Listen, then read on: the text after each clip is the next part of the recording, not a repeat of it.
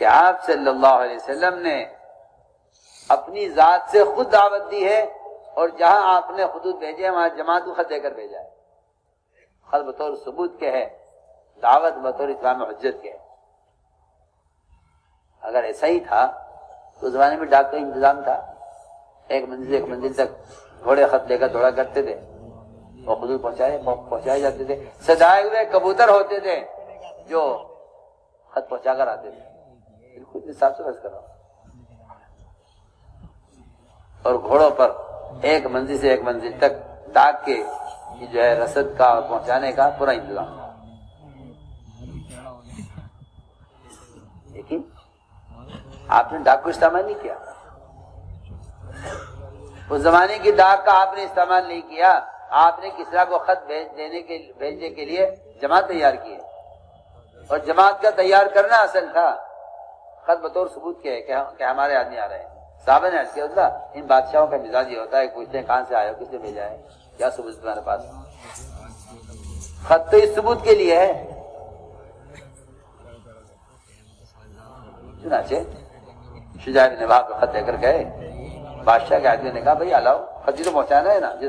جیسا آپ کا خیال ہے کہ بھائی خط پہنچانا ہے، کسی طرح پہنچا دو، ڈاک سے پہنچا دو. آج کل کے ان گندے موبائلوں سے دین کی باتیں پہنچا دو تاکہ لوگوں کو ہدایت ہو جائے. تو حیران ہوں آپ کی سوچ سے. جس ہدایت کا وعدہ تکلیف پر تھا آپ وہ ہدایت سہولت سے چاہتے ہیں، جبکہ اصولی بات ہے کہ نبیوں کا اذیت برداشت کرنا قوموں کی ہدایت کا ذریعہ بنائے. آج بھی یہی بات ہے کہ جو آدمی اس راستے کی اذیت برداشت کرے گا اللہ تعالیٰ ایسے لوگوں کے ذریعے دنیا میں دین کو قائم کریں گے. دنیا میں اللہ تعالیٰ دینداروں کی تائید کریں گے. جماعت وہاں پہنچی شجاع بن وہب کی. بادشاہ کے لوگوں نے کہا لاؤ ختم انتظام پہنچا دیں گے. کہ نہیں ایسا نہیں ہوگا، ہم خط خود پہنچائیں گے، ملاقات کریں گے. ربیع بن عامر سے کہا بادشاہ کے آدمیوں نے آپ اپنا ٹٹو یہاں چھوڑ دیجئے کہ نہیں ہم سے بیٹھ کے جائیں گے. آپ کو جو بات کہنی ہے بتا دیے، ہم پہنچا دیں گے، ہم خود بات کریں گے. جس بات کا بھی وہ مطالبہ کرتے تھے ربیع بن عامر کر دیا کرتے تھے. یہاں تک کہ بادشاہ نے مجبور کر کہا کہ جو وہ کہہ رہے ہیں کر لو، جو وہ کہہ رہے ہیں وہ کر لو، جو وہ کہہ تین یا چار جگہ ہے روایت کے اندر بادشاہ کہہ رہا ہے اپنے آدمی سے جو وہ کہہ رہے ہیں وہ کرو. کیا بات ہے، اللہ تعالیٰ نے دل مسخر کیا ہوا ہے، معروف کیا ہوا ہے. صحابہ کرام فرماتے ہیں ہم کبھی تعداد سے یا استعداد سے، ہتھیار سے یا اپنی کثرت سے کبھی غالب نہیں آئے. اللہ نے ہماری مدد کی ہے تو اس دین اور دعوت کی وجہ سے مدد کی ہے. گئے ربیع بن عامر بادشاہ سے تخت پہ بیٹھ کے بات کی. انہوں نے کہا نیچے سے بات کرو. نیچے آپ وہاں بیٹھے میں یہاں کھڑا ہوں، ایسی تھوڑی بات ہوتی ہے. آپ نیچے آ جاؤ، آپ کی بے عزتی نہیں ہے. میں اوپر آ جاتا تو میرے کو عزتی بڑھ جائے گی آپ کے تخت بیٹھنے سے. جی ہاں، جو بادشاہ اپنی اولاد کو ساتھ نہیں بٹھا سکتے مرعوب ہو کر ربیع عامر کو تخت بٹھا کے بات کی بادشاہ. اللہ تعالیٰ نے رعب کے ذریعے مدد کی. چنانچہ کسرا کو شجاع بن وہب نے خط دیا. اسے غصہ آیا پڑھ کر کہ میرا نام بعد نے لکھا، آپ نے پہلے لکھا. اس نے فوراً خط پھاڑ دیا اور یمن کے گورنر بازان کو یہ حکم دیا کسرا نے کہ جاؤ 2 فوجی بھیجو فوراً محمد صلی اللہ علیہ وسلم کو نعوذ باللہ گرفتار کر کے میرے پاس لے گیا ہے. نہیں آپ جتنے زمانے کا مسلمان وہ یہود و نصارہ اور ان کے نظام باطل سے متاثر ہو رہا ہے، وہاں ایک صحابی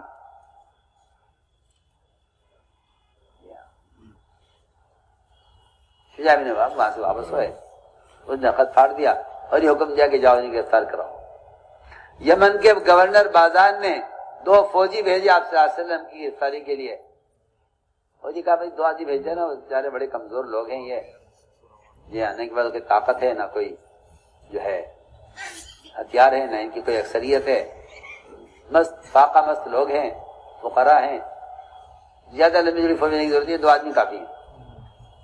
2 آدمی فوجی آپ کو گرفتار کرنے کے لیے چلے یمن سے طائف پہنچے. طائف والے نے بڑا اکرام کیا، بہت اکرام کیا. جی ہاں، اور طائف والے نے کہا بھائی اطمینان سے بیٹھ جاؤ، اب تو بڑی سپر طاقت ان کے مقابلے پر آ گئی ہے. جی ہاں، اب تو ہمیں کچھ کرنے کی ضرورت نہیں ہے، اب تو یہ کسرا خود ہی نمٹ لے گا، نعوذ باللہ، آپ صلی اللہ علیہ وسلم سے خود نمٹ لے گا، آپ بیٹھ جاؤ۔ انہوں نے وہاں سے پھر ہدیہ دے کے ان کو روانہ کیا۔ پھر یہ دونوں فوجی وہاں پہنچے، آپ صلی اللہ علیہ وسلم کی خدمت میں۔ وہاں کا معاملہ ہی الگ ہے، وہاں کا معاملہ ہے ہی نہیں ہے کہ کون کس لیے آ رہا ہے، کون کس لیے آ رہا ہے، وہاں تو ایک ہی فکر سوار ہے ہر ایک پر کہ یہ کسی طرح جہنم سے بچ جاوے، اگرچہ ہمارا قاتل ہے۔ آپ صلی اللہ علیہ وسلم نے ان کا استقبال کیا، فرمایا صحابہ سے انہیں بٹھاؤ، انہیں کھلاؤ، ان کا اکرام کرو، انہیں رات کو آرام کراؤ، صبح پیش کرنا ہمارے سامنے۔ جی ہاں، ورنہ آپ چاہتے قدر کرے دونوں کو، جو چاہتے کرتے، ان کا خدا ہے کہ نہیں، ان کا اکرام کرو۔ جو ہمیں لینے کے لیے آئے ہیں، ہمیں انہیں دعوت دے کر انہیں لانے کے لیے استعمال کرنا ہے۔ سنیے نا میں کیا کہہ رہا ہوں، نبی کی سوچ یہ ہوتی ہے دشمن کے ساتھ کہ جو ہمیں لینے کے لیے آئے ہیں، ہمیں انہیں اپنا بنا کر انہیں اوروں کو لانے کے لیے استعمال کرنا ہے۔ ہمارے پاس تو نعمت آئی ہے، ہم اسے کیسے استعمال کریں؟ جی ہاں، ہمیں تو ایک راستہ ملا ہے، یمن کے گورنر بازان کو دعوت دینے کا راستہ ملا ہے۔ آپ صلی اللہ علیہ وسلم نے ان دونوں فوجیوں کو آرام کرایا اور فرمایا کہ صبح پیش کرنا ہمارے سامنے۔ رات کو دونوں فوجی وہاں سے آئے ہیں گرفتار کرنے کے لیے، انہیں کیا پتا کہ وہاں جا کر دین میں گرفتار ہو جائیں گے۔ یہ دونوں رات کو آرام کیا انہوں نے، صبح آپ کے پیش کیا گیا، تو یہ آپ کو دیکھ کے دونوں فوجی کانپ رہے تھے۔ کیوں گھبرا رہے؟ کیا بات ہے؟ گھبراؤ مت، اطمینان سے رہو، کیا بات ہے، کیسے آنا ہوا؟ انہوں نے کہا جی ہم تو آپ کو گرفتار کرنے کے لیے آئے ہیں۔ آپ نے فرمایا مجھے کس نے بلایا ہے؟ کہا جی آپ کو بڑے بادشاہ کسرا نے آپ کو بلایا ہے، ہم آپ کو لینے کے لیے آئے ہیں۔ آپ نے فرمایا اب تم مجھے لے جا کے کیا کرو گے؟ اسی رات میرے آقا نے تمہارے آقا کسرا کو قتل کر دیا۔ 15 دن یا مہینے کی مسافت سے آپ کے پاس خبر کیسے پہنچ گئی اچانک؟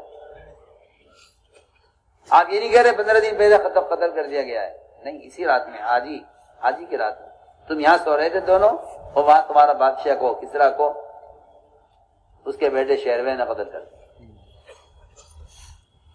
ان میں سے ایک نے کہا اتدری ما تقول، آپ تو سمجھ کے بول رہے ہو، کیا کہہ رہے ہو آپ؟ کہ ہاں میں سو سمجھ کے میں دیکھ کر کہہ رہا ہوں کہ میرے آقا اللہ نے تمہارے آقا کسرا کو اس رات میں قتل کر دیا۔ ان میں ایک سمجھدار آدمی تھا جد جبیرہ، اس نے فوراً پرچہ لکھا اور ایک گھوڑا دوڑایا یمن کی طرف، جلدی بھاگو یہاں سے اور خبر لے کر آؤ کہ یہ تو ایسی باتیں کر رہے ہیں۔ وہاں سے خبر آئی، بالکل صحیح کہہ رہے ہیں محمد صلی اللہ علیہ وسلم، اسی رات میں شہروے نے اپنے باپ پرویز کو قتل کیا۔ میں تو عرض کرنا چاہتا ہوں، ساری امت مسلمہ سے عرض کرنا چاہتا ہوں، عالمی سطح پر عرض کرنا چاہتا ہوں، خدا کی قسم امت نصرت کے نازل ہونے کا فریضہ چھوڑے ہوئے ہے۔ یہ کہہ کر کہ کوئی فرض کفایہ نہیں، فرض عین نہیں ہے، فرض کفایہ ہے۔ میں سارے عالم سے کہتا ہوں، کیا آپ کو دھوکہ دیا ہے کسی نے؟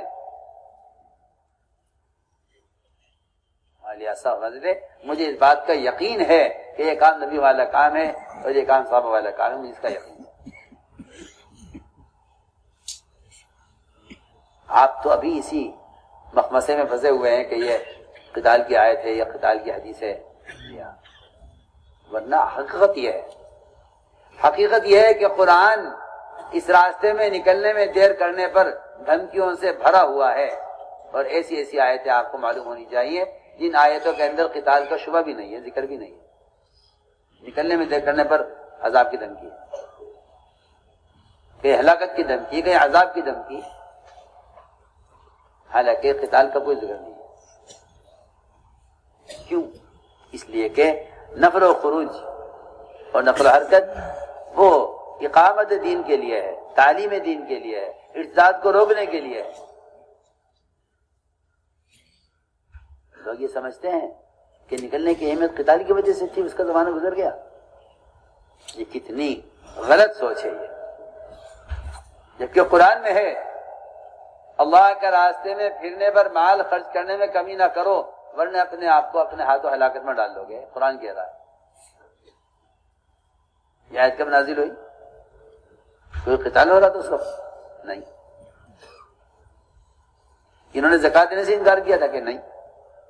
انہوں نے بیوہ پر، یتیموں پر، مسکینوں پر مال خرچ کرنے سے انکار کیا تھا کہ نہیں؟ انہوں نے حج کرنے سے انکار کیا تھا کہ نہیں؟ وَأَنفِقُوا فِي سَبِيلِ اللَّهِ. آپ کہتے ہیں فی سبیل اللہ کا مطلب یہ ہے کہ بھئی سارے اللہ کے راستے ہیں. یہ تھوڑی کہ آپ اللہ کے راستے کے خروج پر خرچ کرو، اور بھی راستے اللہ تعالیٰ کے، کوئی شک نہیں ہے. لیکن اس آیت میں تو فی سبیل اللہ سے اللہ کے راستے کی نقل و حرکت پر مال خرچ کرنا مراد ہے.